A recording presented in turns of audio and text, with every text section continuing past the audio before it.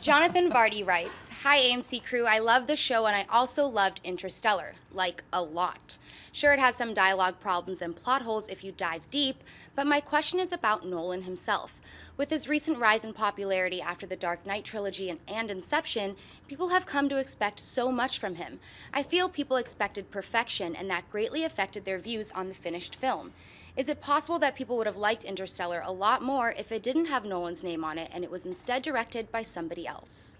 Well, I'm going to preface my answer because I know I'm going to get a lot of hate for this. I think I'm a big fan of Christopher Nolan. I love his work. I love Inception, The Prestige, The Dark Knight, and I really like all his other films. And I really liked Interstellar. But I actually think the opposite. I think, especially from fans, I think they gave him a pass on a bunch of stuff that, like, let's say M. Night Shyamalan had directed Interstellar, they would not have given a pass on some of the plot holes and stuff. And we had done a spoilers review, and people were getting on our case about saying we didn't get it, we didn't get the science, but no one really addressed what we were talking about in terms of the plot holes in the movie. So I feel like it's the opposite. Maybe not from the critic side, but I think from the fan side, they're giving it like, oh, this movie's perfect, blah, blah, blah. Right. You know? So what do you think, Mary? The critics are definitely not being, favorable one way or the other because it's Nolan. They're basing their opinions, from what I've read, on the fact that this is a flawed movie. I really loved Interstellar. I knew it was flawed watching it. I bought it anyway. I was along for the ride because it was ambitious. And sometimes when you do something bold and ambitious, there's going to be mistakes. And I'd rather a messy movie with mistakes that tries to take chances than a movie that just plays it safe and ends up being very by the numbers, which isn't to say those are the only two options in movie making. But I agree with you 100%. I think people have been more lenient on this film because it's a Nolan movie as opposed to being harder on it. I think there are some very real problems with the movie. Very real problems with the movie. That's not to say it's not a good movie or not an enjoyable movie.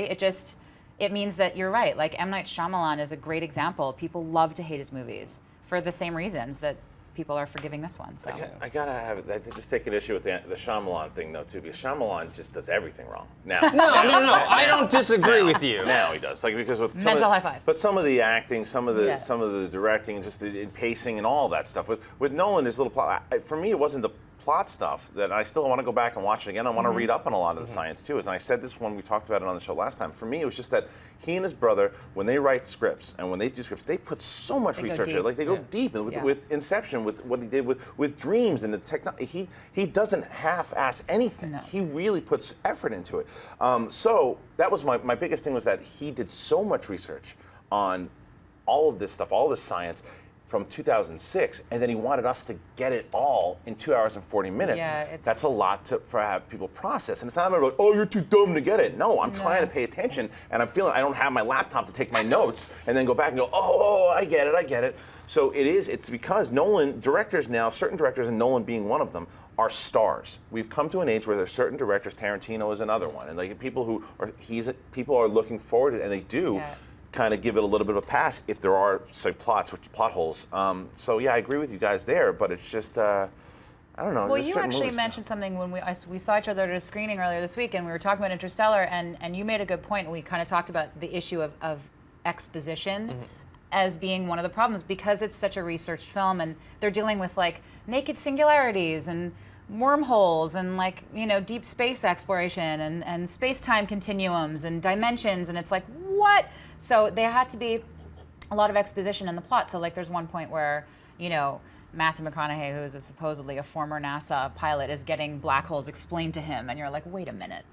Shouldn't he kind of already know about this? But he had to do that. But I'll also give that a pass because it's so far into the future, and we don't know what they were taught and stuff like that. So that's why I don't go with the plot hole theory of it. For me, it was more of just like there was so much you have to take in, and because it's so great looking. Of course it is. It's beautiful. It's intense. Yeah, I was never bored watching the movie ever.